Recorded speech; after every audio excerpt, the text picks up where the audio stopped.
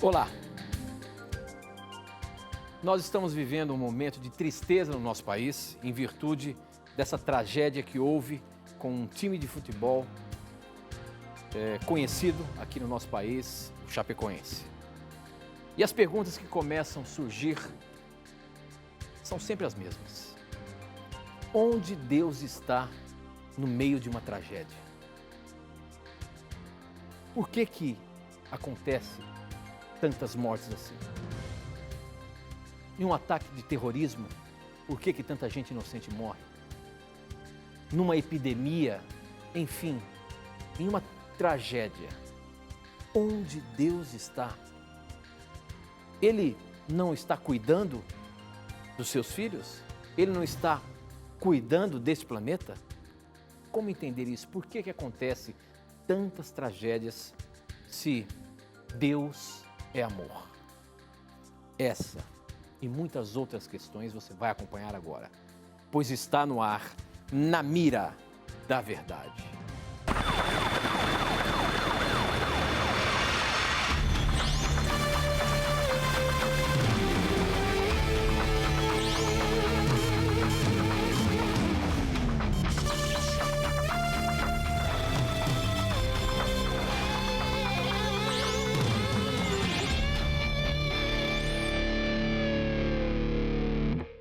Olá, estamos começando mais um programa Na Mira da Verdade e você é o nosso convidado especial. Obrigado por você estar aí para juntos estudarmos a Palavra de Deus. E agora já nos conectamos com o Brasil e o mundo através das ondas do rádio, da internet e da TV Novo Tempo espalhado por todo o nosso país. Obrigado pelo carinho da sua audiência, obrigado por você fazer o nosso programa acontecer. As suas perguntas, os seus questionamentos são colocados na mira e quem tem que responder baseando-se na palavra de Deus é ele, professor Leandro Quadros. E aí, professor, pronto para mais uma bateria de tiros aí em você, meu irmão? Espero que eu esteja com um bom colete à prova de balas, né? E é uma satisfação estarmos novamente, tido com o nosso telespectador e ouvinte. Que Deus abençoe a você, que nos acompanha agora. Obrigado pelo carinho. E eu mando agora 2 abraços especiais. O primeiro abraço para a amiga Rayana Fernandes, que mora em Cariacica, Espírito Santo. Que Deus te abençoe, minha amiga, no seu estudo da Bíblia, que você continue se aproximando cada vez mais do nosso Criador, tá bom? E um outro abraço vai para o Damião Bonfim e a sua esposa, Cirleide Bonfim. Eles são de Jaguarari, na Bahia. São 2 irmãos católicos que acompanham o nosso programa. Muito obrigado, meus irmãos, também pelo carinho. Que Deus continue abençoando o lar de vocês. Muito bem, professor, muito bem. Bom, nós estamos realmente passando, os noticiários não param de dizer isso, mostrando toda a tristeza que nesses 2 dias acabou acometendo toda a população brasileira com a morte daqueles jogadores do time de futebol da Chapecoense. E a gente realmente começa a indagar por que acontece um acidente desse matando muita gente querida e começa a chegar aquelas dúvidas, né? Por que acontece? Será que era a hora deles? Será que Deus os estava chamando? Onde é que está Deus no meio dessas tragédias? Essa foi a questão e tem sido a questão de muitos perguntando por que Deus permite isso? Onde está Deus? Que Deus é esse que deixa os seus filhos morrerem de uma forma assim trágica, deixando famílias, deixando crianças órfãos, enfim, uma tristeza.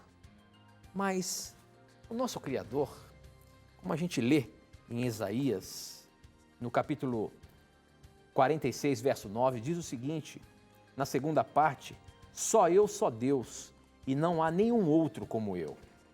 Desde o princípio anunciei as coisas do futuro, e há muito tempo eu disse o que ia acontecer. Isso mostra que Deus sabe o fim desde o princípio. Deus sabe exatamente o que acontece no nosso mundo. Agora, Ele também nos deu um poder de escolha. Nós podemos estar ao lado dele ou não. A pergunta, professor Leandro Quadros, é essa. Onde está o nosso Deus no meio de uma grande tragédia? Cada um de nós tem lentes pelas quais interpreta a realidade pelas quais vê o mundo. Eu não creio que a pessoa possa compreender corretamente a realidade da vida e do mundo se ela não tiver as lentes que eu poderia chamar de o grande conflito cósmico. Se nós não entendermos que a humanidade faz parte de um conflito entre o bem e o mal, entre Deus e Satanás, a vida não tem sentido. Sim, se você simplesmente crê que Deus existe, mas você não sabe que existem bastidores por trás dessa realidade humana, a vida não vai ter sentido para você. Você vai buscar respostas e não irá encontrá-las. Então, a doutrina do conflito cósmico serve de lente, são lentes para que nós possamos ver, compreender melhor a realidade. E por que eu creio que essas são as melhores lentes? Porque eram as lentes usadas por Jesus Cristo. Jesus Cristo, se você é um ateu e crê pelo menos na existência do Cristo histórico, você já deu um grande passo. Jesus Cristo realmente existiu. E quando nós lemos a palavra de Deus, nós percebemos que as lentes pelas quais Cristo interpretava a realidade da vida e conhecia a realidade da vida, era a doutrina do conflito cósmico. Tem um texto aqui muito interessante que eu gostaria de repartir com você, que se encontra em Lucas 10, 18. Lucas capítulo 10, 18 diz assim, Jesus falando, eu via Satanás caindo do céu como um relâmpago. Cristo sabia que existia um poder antagônico em relação a Deus. Tanto que em Mateus capítulo 4, Cristo foi tentado pessoalmente por Satanás. Tendo as lentes do conflito cósmico, interpretando a vida com este pressuposto, você e eu conseguimos compreender por que existem as tragédias. É óbvio, nós não temos todas as respostas. Nós não podemos ter a pretensão de ter todas as respostas. Por exemplo, eu não tenho como explicar por que criancinhas de 4 anos são estupradas. É óbvio que existe muitas vezes uma negligência por parte dos pais em cuidar dos seus filhos, mas tem vezes que não é negligência. Então nós não temos como dar todas as respostas e precisamos ser humildes para reconhecermos esse fato. Agora, as respostas que nós mais precisamos para compreendermos a realidade da vida e para sabermos que Deus não é o responsável pelo mal, estas respostas nós temos na Bíblia. E por isso eu queria mostrar para você alguns aspectos dessa doutrina do conflito cósmico que pode servir de lente para nós enxergarmos a realidade. Primeiramente, outro aspecto a considerarmos, nós não podemos, querido telespectador e ouvinte, pensar em Deus como se ele fosse um gênio da lâmpada mágica. Eu faço alguns pedidos e Deus me atende do jeito que eu quero. Não, Deus não é um gênio da lâmpada mágica. Nós não podemos ter uma visão distorcida de Deus. Mesmo Deus sendo onipotente, Deus é amor e por isso ele respeita tremendamente o livre-arbítrio de suas criaturas. Se suas criaturas escolhem fazer coisas erradas e negligenciar no cuidado de equipamentos ou aeronaves, seja o que for, e que vai trazer prejuízo às outras pessoas, Deus tem que deixar a história seguir o seu curso normal. Até porque é deixando a história seguir o seu curso normal que Deus desmascara perante o universo e perante nós mesmos o real caráter de Satanás e do pecado. Vamos então analisar algumas coisas. Primeiro, Deus não é o responsável pelas tragédias. Tá? A Bíblia deixa muito claro que o mal e, consequentemente, a degeneração e a morte vieram através do exercício equivocado do livre-arbítrio. E Ezequiel capítulo 28 tem uma descrição muito interessante também de Satanás antes do pecado e como ele veio a tornar-se o ser maligno que se tornou e como que isso trouxe a degeneração e a morte para a humanidade. Vou ler Ezequiel capítulo 28, vou ler a partir do verso 14, você pode ler dos versos 12 ao 17 em sua casa. Tu eras querubim da guarda ungido e te estabeleci. Permanecias no monte santo de Deus, no brilho das pedras andavas. Perfeito eras nos teus caminhos, desde o dia em que foste criado. Veja, Deus criou Lúcifer, um anjo de luz, ou ele criou o diabo, um ser mau? Ele criou Lúcifer. Esse anjo, esse querubim, veio a tornar-se mau. Então, perfeito eras nos teus caminhos, desde o dia em que foste criado, até que se achou iniquidade em ti. E aí o verso 17, elevou-se o teu coração por causa da tua formosura, corrompeste a tua sabedoria por causa do teu resplendor. Então a Bíblia demonstra que um ser celestial corrompeu a própria sabedoria, achando-se igual ou maior do que Deus, tanto que em Isaías 14, 12 a 14, este ser é apresentado como querendo sentar-se no trono de Deus. Como consequência, existiu uma rebelião no céu, como lemos em Apocalipse 12, 7 a 9. Agora, o problema é que essa rebelião foi transferida para o planeta Terra, de acordo com Apocalipse 12, verso 12 e Gênesis 3. Aos nossos primeiros pais, Adão e Eva, aceitarem as insinuações de Satanás e rebelarem-se contra Deus, isso ocasionou a degeneração de todo o planeta. Por quê? Isaías 59, 2 diz que os nossos pecados nos separam de Deus. Ou seja, ao nos rebelarmos contra Deus, a nossa natureza ficou envenenada. E aí, ao nos separarmos do Criador, nos separamos da fonte de vida. E qual é o resultado de nos separarmos da fonte de vida? Romanos 6, 23 diz, o salário do pecado é a morte. E Romanos 3, 23 diz que todos estamos destituídos, privados da glória de Deus. Então foi essa rebelião e essa separação entre a humanidade e Deus que trouxe a degeneração para a nossa natureza, porque estamos longe da fonte de vida, e que trouxe a morte como consequência. A morte é o inimigo número 1 da humanidade.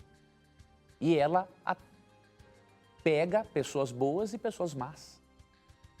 O pecado é tão grave, é tão desproporcional a coisa, que o pecado afeta bons e maus. Você entende? Então veja quanto o pecado é terrível. Com base nisso, agora nós podemos responder a pergunta: onde está Deus quando ocorrem as tragédias? Veja, Isaías 57:15 é um dos textos que eu gostaria de deixar para você. Isaías 57:15, Deus diz assim: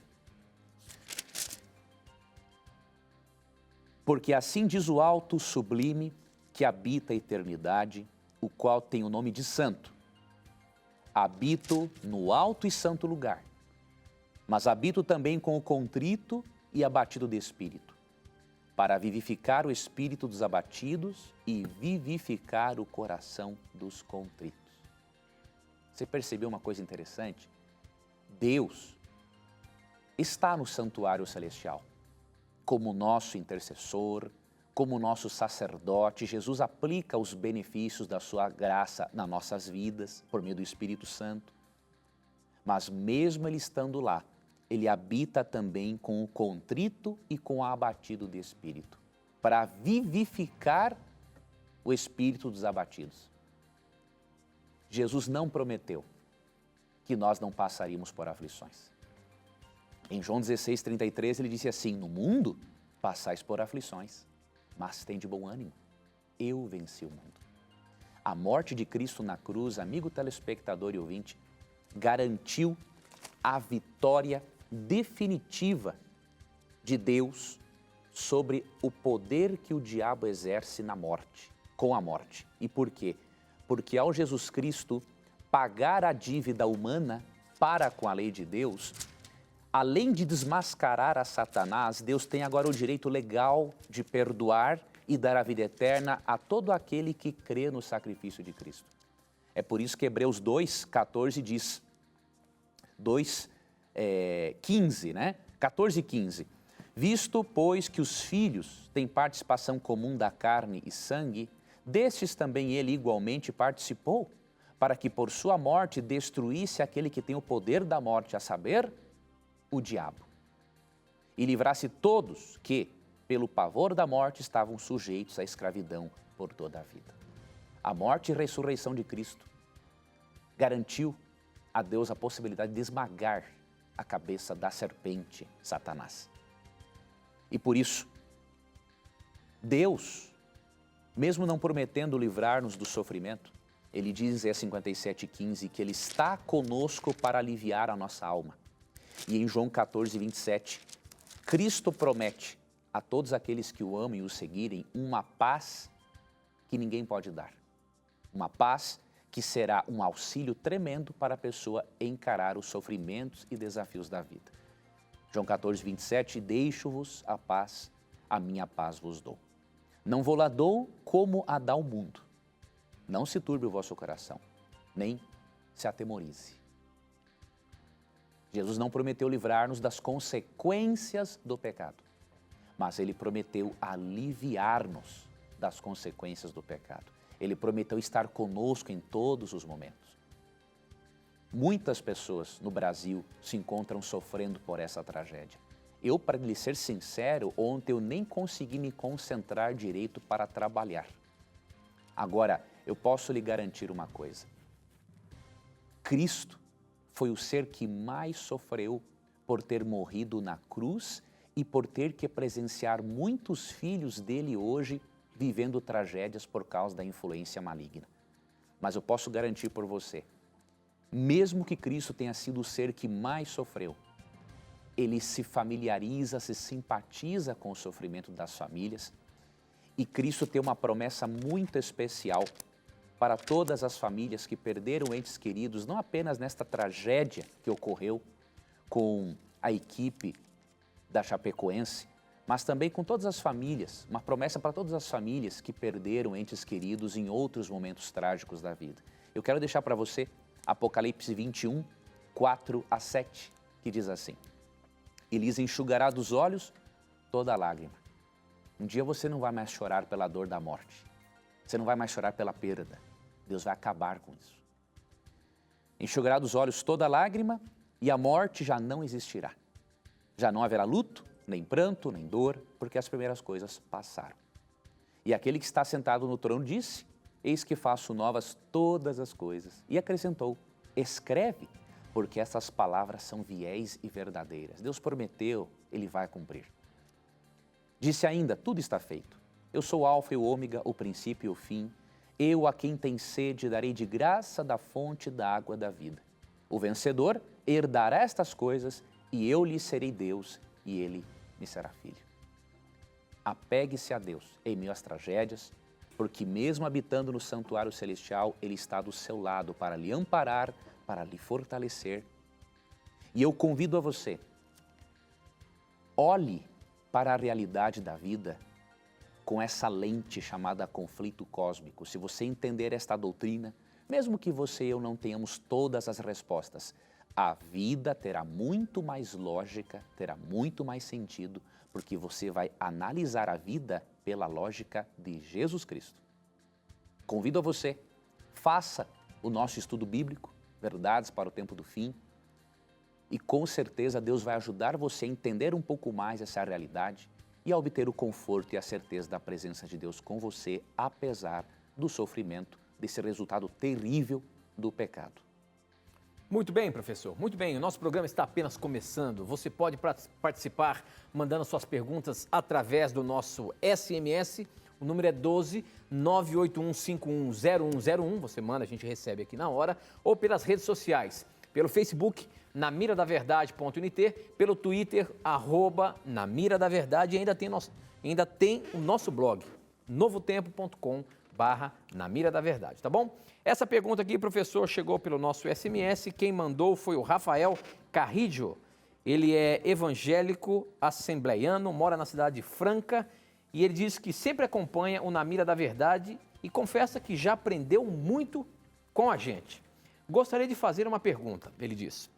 Baseada em um programa que ouviu o professor Leandro Quadros dizendo sobre as duas testemunhas do Apocalipse, onde ele diz que as testemunhas são o Novo e o Velho Testamento, eu acredito que as duas testemunhas sejam Enoque e Elias, pois está escrito que todo homem está ordenado a morrer uma vez.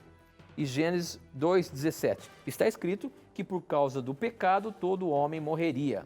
Enfim, como Enoque e Elias não morreram, poderia ser eles as testemunhas do Apocalipse, senão a palavra de Deus não teria cumprimento dessa parte da morte deles? É isso mesmo, professor? Muito bem, com relação à questão às duas testemunhas do Apocalipse. É verdade que você disse aí que é o Novo e o Velho Testamento, professor? Sim. Não é Elias e Enoque, não? Não, pelo seguinte, veja bem, querido telespectador, muito obrigado por você apreciar o nosso programa. Se você perceber, Enoque, de acordo com Gênesis 5:24, ele foi levado vivo para o céu. E Elias, de acordo com 2 Reis capítulo 2, foi levado vivo para o céu. O que isso indica? Eles não fazem mais parte da história humana, então eles não poderiam ser as duas testemunhas do Apocalipse. Nós cremos que as duas testemunhas são o Antigo e Novo Testamento, e há outros intérpretes que creem, e também é bem plausível essa interpretação, que seja a lei de Moisés e os profetas, ou seja, o Antigo Testamento, a Bíblia. Né?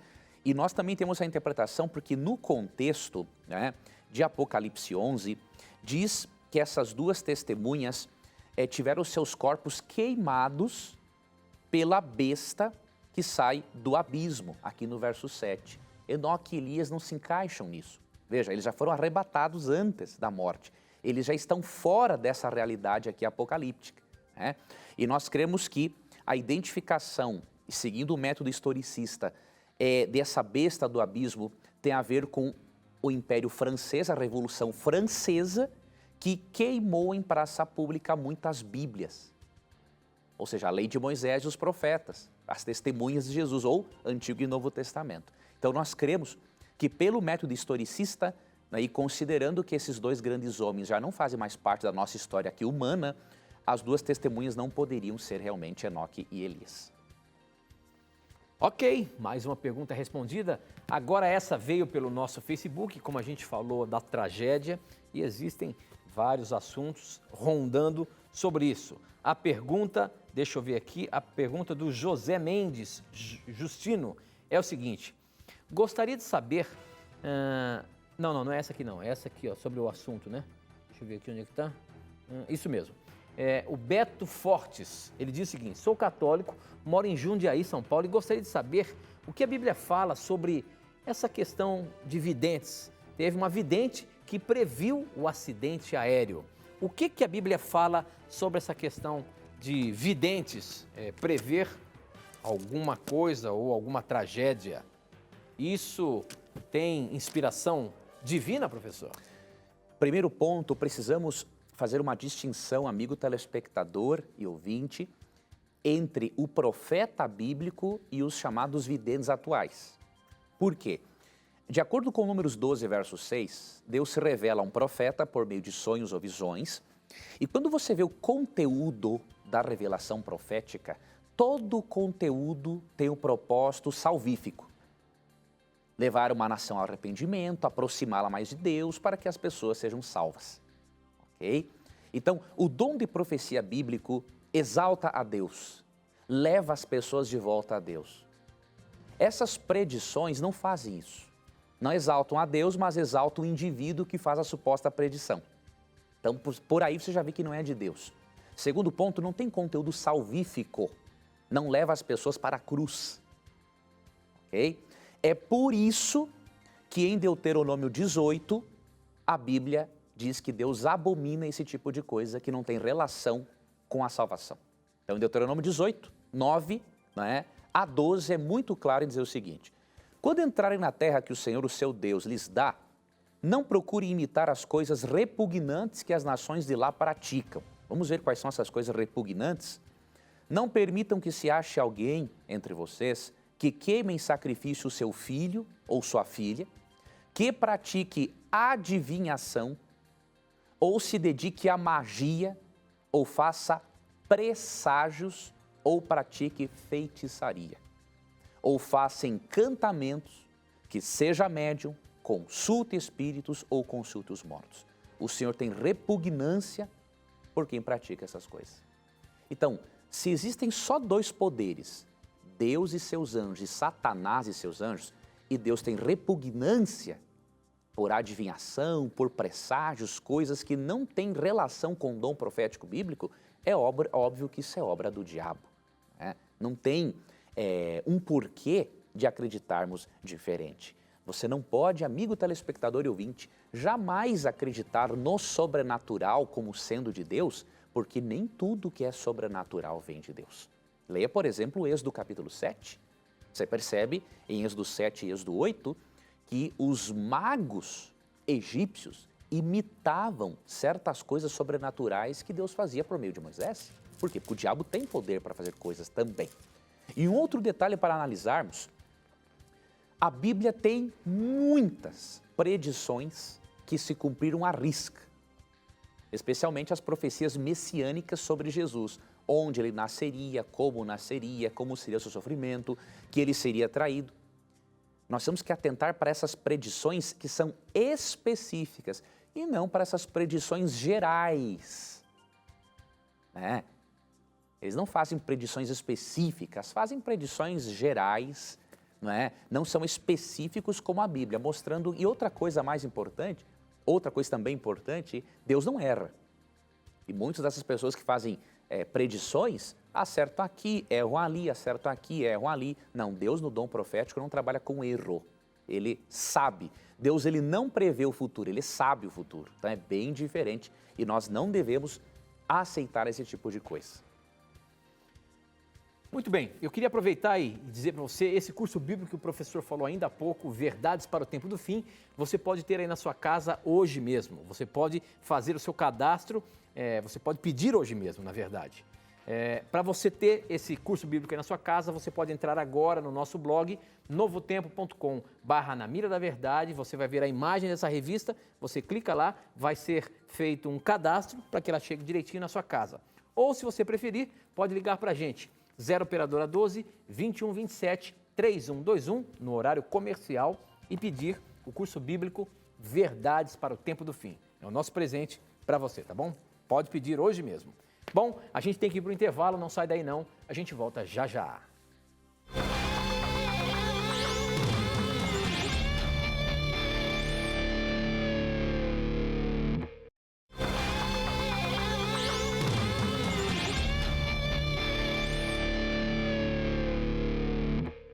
Já estamos de volta, são 9 horas e 34 minutos ao vivo, aqui pela TV Novo Tempo, o seu canal da Esperança. E é muito bom ter a sua companhia aqui para juntos estudarmos a Palavra de Deus. Para você fazer a sua pergunta, para você tirar as suas dúvidas aqui no programa, você pode mandar através do SMS, o número é 12 98151 0101. A gente recebe aqui na hora, ou pelas redes sociais, também recebendo na hora. Pelo Facebook, namiradaverdade.nt, pelo Twitter, @namiradaverdade, e também no nosso blog novotempo.com/Na Mira da Verdade. Nós estamos recebendo amigos que vieram ver aqui, se o programa é ao vivo mesmo. Queria mostrá-los aí, pedir um tchauzinho para vocês aí. Um tchauzinho, obrigado pela presença de vocês. Nós temos ali o Renato, a Mirella, a Lizy e o Sandro, que são aqui de Jacareí e vieram acompanhar com a gente o programa aqui, tá bom? Sejam muito bem-vindos. Obrigado pelo carinho da sua audiência e da sua presença também. Muito bem, professor. Hoje é quarta-feira, hoje é dia de bom debate.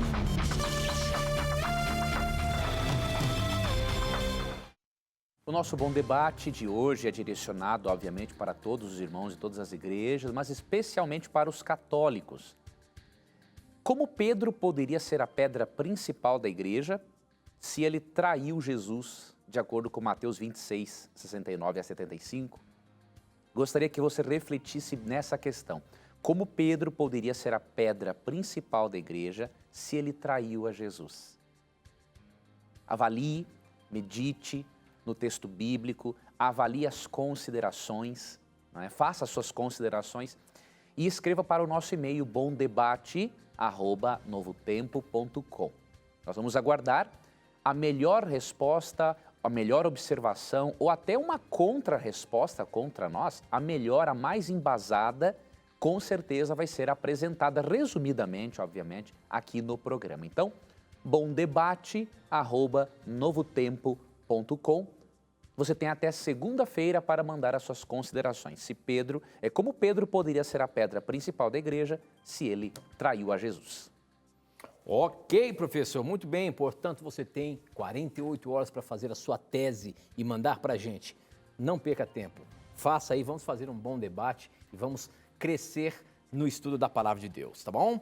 Professor, essa aqui chegou pelo nosso SMS. Quem mandou foi... Deixa eu só pegar aqui, porque eu tô... É o Eluzai Hermes, ele é de Niterói. Ele e a esposa acompanham o programa, Nazaré, um abraço a vocês que acompanham o programa. E ele tem dúvida sobre Mateus 19:12, professor. Mateus 19:12 está falando ali sobre os eunucos.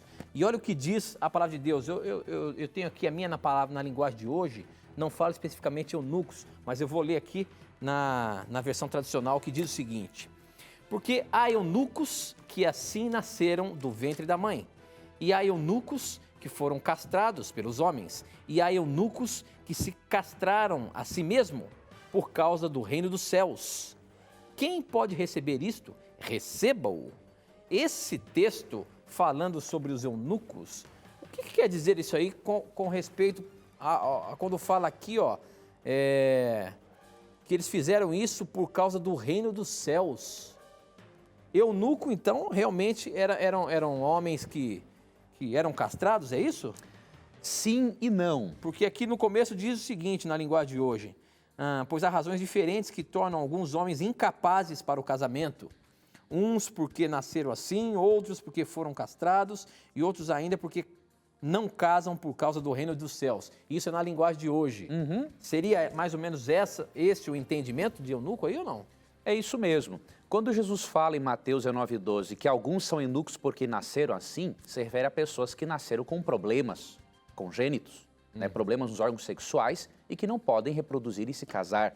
Outros foram feitos assim pelos homens, eram pessoas geralmente castradas nos impérios antigos para cuidar do harém dos reis. Tá? E aqueles que se fizeram eunucos são as pessoas que optaram pelo celibato, para dedicar a vida totalmente ao ministério, como no caso que ocorreu com Paulo. Okay? Então, Cristo está falando desses três tipos de coisas. E um detalhe interessante aqui, no final ele fala assim, quem puder aceitar isso, aceite. Veja, ele não está impondo o celibato para os seus seguidores.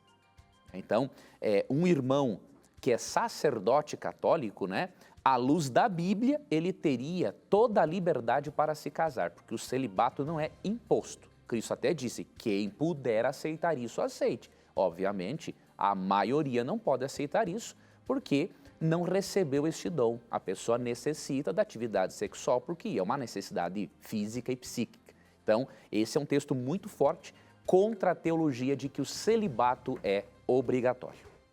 Muito bem. Essa agora que chegou pelo nosso SMS, quem mandou foi o Swami Simone. Ela pergunta o seguinte: professor, a concepção do livre-arbítrio não está equivocada? Em nenhum momento diz a Bíblia que temos o livre-arbítrio. Penso eu que o livre-arbítrio, originalmente, não só se aplica àqueles que descumprem os 10 mandamentos? Isso sim é livre-arbítrio? Como que é essa questão do livre-arbítrio, professor? A Bíblia fala ou não fala do livre-arbítrio? Por que ela está afirmando aqui que a Bíblia não fala sobre isso, meu amigo? Na verdade, veja bem, minha querida irmã, vamos analisar brevemente, esse é um assunto muito amplo, mas vamos analisar brevemente as implicações. Primeiro, existem 2 extremos. O primeiro extremo é dizer que nós temos total livre-arbítrio, né? Nisso você tem razão, nós não temos total livre-arbítrio. Se nós tivéssemos, nós podíamos sempre escolher fazer o bem e nunca faríamos o mal. Então, Paulo mesmo diz em Romanos capítulo 7, não é? 19 a 23, ele fala: infeliz homem que sou, quem vai me livrar do corpo desta morte? E ele chega até a argumentar ali em Romanos 7 o seguinte: aquilo que eu quero fazer eu não faço, e aquilo que eu não quero fazer eu faço. Então não existe um livre-arbítrio total. Por causa do quê? Aí entra um outro ponto, por causa do pecado. Agora, isso não significa que não tenhamos parte do livre-arbítrio. Por quê? Mesmo que o pecado tenha corrompido a nossa natureza, envenenado-a, nós ainda temos algo da imagem de Deus. E isso envolve a capacidade de escolha. Se nós não tivéssemos nada de livre-arbítrio, partindo por extremo calvinista, né? Se não tivéssemos nada de livre-arbítrio, não tem lógica e razão em Deus nos responsabilizar pelos nossos atos. Por mais que se dê explicações e tente filosofar sobre o assunto, não tem como, né? Se Deus não deu livre-arbítrio para ninguém, então nem o diabo tem culpa de ser diabo, né? Deus predestinou para ele para ser diabo. Ou seja, e as pessoas que sacrificaram os seus próprios filhos às divindades pagãs, elas não tinham livre-arbítrio para decidir, pelo menos entre sacrificar ou não. Se elas não tinham, então Deus é o responsável pelo sacrifício infantil. Ou seja, dizer que Deus predetermina tudo e que o ser humano não tem nada de livre-arbítrio apresenta um caráter de um Deus pior do que o caráter do diabo. Então as pessoas têm que analisarem as implicações das suas afirmações. E que o nosso livre-arbítrio é parcial e que ele existe ao ponto de sermos responsabilizados pelas nossas atitudes, tem vários textos bíblicos sobre isso. Por exemplo, todos os textos que falam do arrependimento, né? Como que o indivíduo não vai se arrepender? Como que ele não vai ter livre-arbítrio se ele não é chamado a arrependimento? Lógico, ele é conduzido pelo Espírito, porque de acordo com Romanos 2,4, nós somos conduzidos pelo Espírito a nos arrependermos porque a nossa natureza é corrompida. Não há como fugir disso. Agora, dizer que eu não posso, com a ajuda do Espírito, exercer esse livre-arbítrio parcial que eu tenho, aí, meu amigo, os textos que me chamam para arrependimento não têm sentido. E aí, em Jeremias 21:8, olha o que Cristo diz, Deus diz, né? Digam a este povo, assim diz o Senhor: ponho diante de vocês o caminho da vida e o caminho da morte. E em Josué 24:15, Josué disse: hoje escolheis a quem servais, se aos deuses pagãos ou ao Deus verdadeiro. E em Apocalipse 22:17, quem quiser receba de graça a água da vida. E em Mateus 7, 13 e 14, por exemplo, Jesus diz que há dois caminhos, a porta estreita e a porta larga. Cabe a cada um decidir para qual dos caminhos vai permitir que o Espírito Santo lhe dirija ou que o diabo lhe dirija para o caminho da perdição. Então, minha irmã, avalie mais essas implicações da sua afirmação e eu tenho certeza que você vai poder chegar a uma compreensão equilibrada do assunto. Muito bem, essa pergunta agora chegou pelo nosso Twitter e ela é uma pergunta bem apimentada, professor. Então você se segura aí, ó, que é você que está na mira. O Gaudêncio, ele fala o seguinte: o besteirol do juízo investigativo, quando que vocês vão assumir que foi para tapear os trouxas que ficaram desiludidos com a profetisa? Isso ele está relatando em virtude do desapontamento de 1844, que a Igreja Adventista apresenta como aquele grande desapontamento quando o movimento millerista esperou que Jesus voltasse naquele ano e isso não aconteceu. Aí então, reestudando o assunto, não é isso, professor? Surgiu a história do juízo investigativo e as pessoas acham isso uma grande besteira. Biblicamente, você consegue me provar essa questão do juízo investigativo, ou seja, o juízo pré-advento? Primeiramente, meu irmão, não deveria você usar esse tipo de linguagem, porque, segundo Timóteo 2:24, diz assim: ao servo do Senhor não convém brigar, mas sim ser amável para com todos, apto para ensinar, paciente. Deve corrigir com mansidão os que se lhe opõem, na esperança de que Deus lhes conceda o arrependimento, levando-os ao conhecimento da verdade. A sua forma de questionar a doutrina demonstra claramente que o seu cristianismo precisa melhorar bastante, né?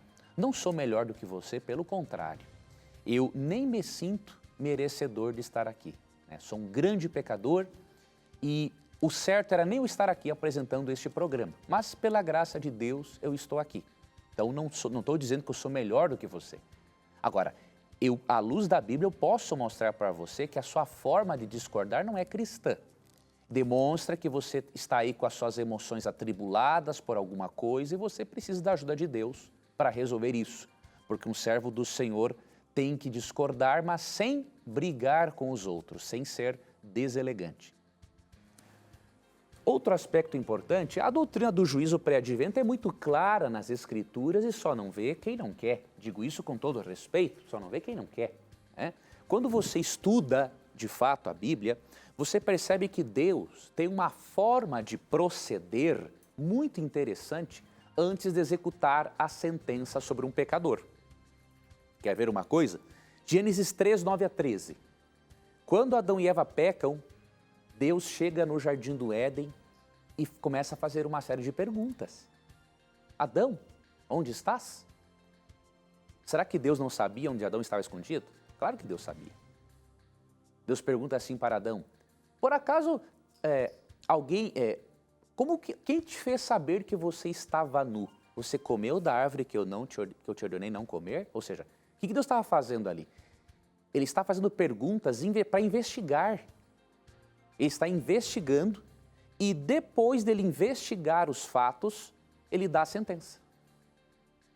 Quer ver um outro exemplo desse padrão de investigação para depois vir à execução? Caim. Em Gênesis 4, Deus, ao conversar com Caim, depois que Caim mata Abel, Deus começa a perguntar assim para Caim, onde está Abel, teu irmão? Você acha que Deus não sabia que Caim tinha matado Abel? Óbvio que Deus sabia. Agora, por que Deus perguntou? Deus faz perguntas para levar o pecador à reflexão e é parte do padrão de juízo divino investigar antes para o bem do universo, que não é onisciente como Deus, e depois que Deus investiga, ele dá a sentença. Depois que ele investiga, conversa com Caim, é que Deus dá a sentença para Caim. E para finalizar, esse é um assunto muito amplo, obviamente, eu gostaria de lhe mostrar uma coisa interessante. A própria ressurreição para a vida e a ressurreição para a morte indicam que existe um juízo pré-advento, ou seja, antes da volta de Cristo. Um teólogo luterano chamado Joseph A. Seyss, ele explica que o fato de existirem duas ressurreições, ou seja, o fato de existirem pessoas dignas da ressurreição para a vida na segunda vinda de Cristo, indica que, com antecedência, essas pessoas foram declaradas merecedoras da primeira ressurreição. Isso é uma coisa tão óbvia, entende? Então, como que Cristo viria dar a cada um segundo as suas obras, segundo Mateus 16, 27, como ele viria declarar pessoas dignas da primeira ressurreição, se antes no céu ele não fez nada para demonstrar perante os anjos quem é digno ou não da primeira ressurreição. Então, por isso, nós cremos piamente em 1 Pedro 4,17, que diz o seguinte, porque a ocasião de começar o juízo pela casa de Deus é chegada. Ora, se primeiro vem por nós, qual será o fim daqueles que não obedecem ao Evangelho de Deus? Aqui diz que há um juízo que começou pela casa de Deus.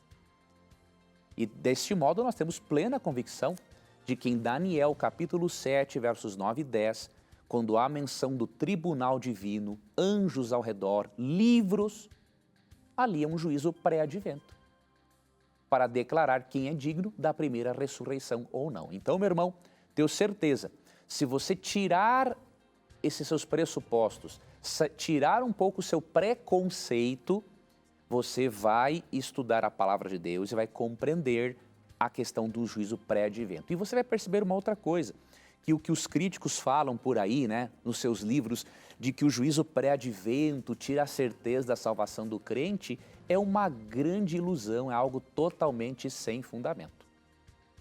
Muito bem.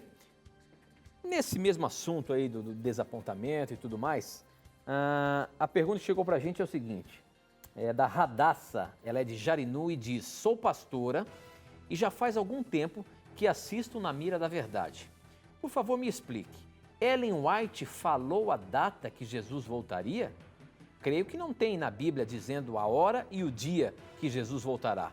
Por favor, me explique. Me chamo Radassa, ela é de Jarinu, ela é pastora e já tem acompanhado o nosso programa. Afinal de contas, a senhora Ellen White, ela em algum dos seus livros, ela chegou a marcar a data da volta de Jesus? Pastora Radassa, muito obrigado por sua pergunta. Radassa tem ali a relação com o nome de Esther, né? Significa estrela, né? Que Cristo, minha irmã, continue fazendo de você uma luz, né? A brilhar na vida das pessoas. Veja, minha irmã, existe realmente uma interpretação equivocada por parte de críticos do Adventismo de que Ellen White profetizou o dia e a hora da volta de Cristo. Porém, isso é uma coisa totalmente infundada da parte deles, vou lhe explicar o porquê. Primeiramente, quando Ellen White disse, num contexto, que ouviu o dia e a hora da volta de Cristo, ela não ficou sabendo qual é o dia e a hora da volta de Cristo. No contexto do derramamento das pragas do Apocalipse, quando ela comenta as pragas que são os juízos finais de Deus antes da volta de Cristo, ela diz que os justos, num momento de perseguição, ouvirão do céu o anúncio da volta de Cristo ali um pouquinho antes dele voltar para confortá-los diante da perseguição. Porém, isso não foi revelado para Ellen White o dia e a hora. E o fato é que nós percebemos nos livros de Ellen White que ela é, inclusive, totalmente contra qualquer marcação de data para a volta de Cristo. Tá? E o livro onde está isso, das citações, como eu recordo agora, obviamente tem outras citações, é o Mensagens Escolhidas, volume 1, página 188, se eu não estou enganado. Deixa eu dar uma olhadinha aqui. 188. Diz o seguinte, ó.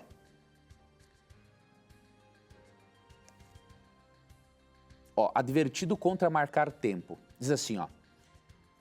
Tenho sido repetidamente advertida com referência a marcar tempo. Nunca mais haverá para o povo de Deus uma mensagem baseada em tempo. Não devemos saber o tempo definido, nem para o derramamento do Espírito Santo, nem para a vinda de Cristo. Então, percebeu? Os críticos, minha irmã, acabam descontextualizando as citações de Ellen White e desconsideram a opinião mais ampla dela a respeito do assunto. Ok? Muito obrigado, minha irmã, por sua pergunta.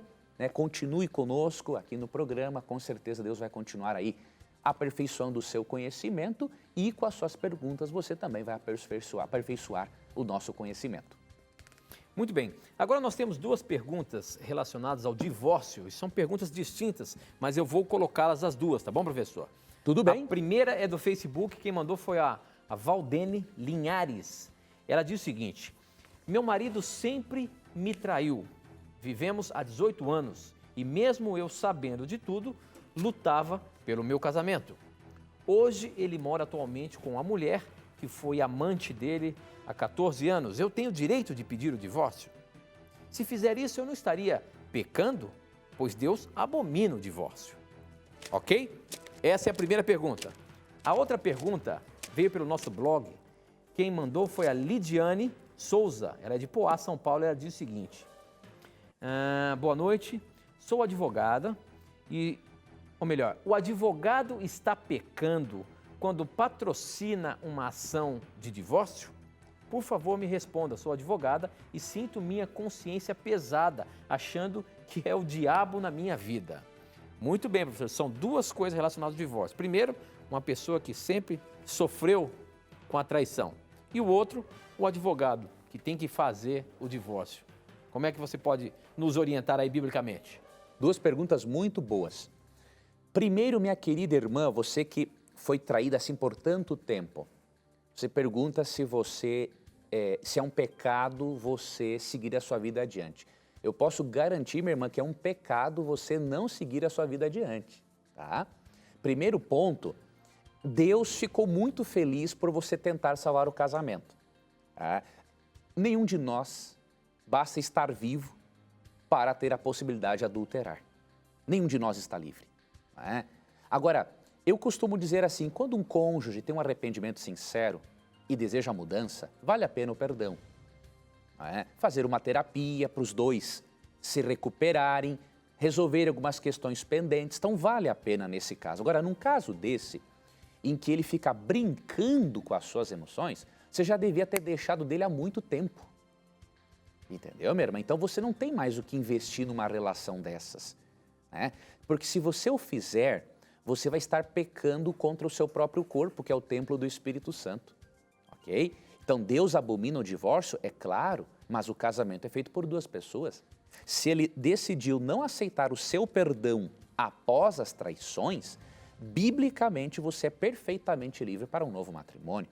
Então diz aqui, Jesus diz em Mateus 19:9, por exemplo, o seguinte: eu lhes digo que todo aquele que se divorciar de sua mulher, exceto, veja, Deus não quer o divórcio, mas há uma exceção para a permissão, exceto por imoralidade sexual, e se casar com outra mulher, está cometendo adultério.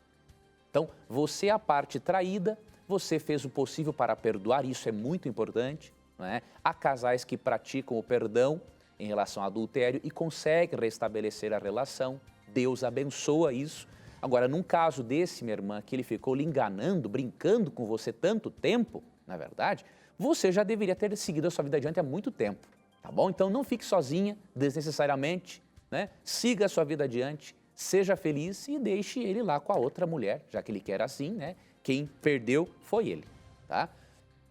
Outro ponto na questão da nossa irmã advogada que fez a pergunta, veja bem, minha irmã, você, como advogada, tem que intermediar certas coisas, porque a lei assim o exige. Agora, tem uma forma de você fazer isso e não demonstrar que você aprova essa falha da lei. Por quê? Óbvio, a lei humana é falha. A lei humana permite o divórcio em qualquer circunstância, mas para Deus não é assim.